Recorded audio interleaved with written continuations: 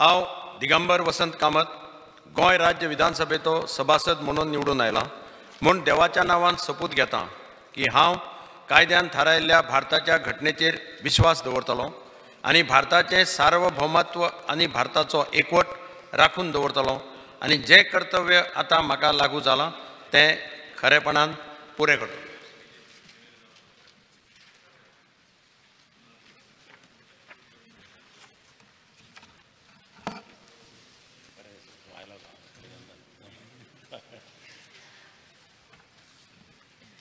Shri Wenzi Viegas.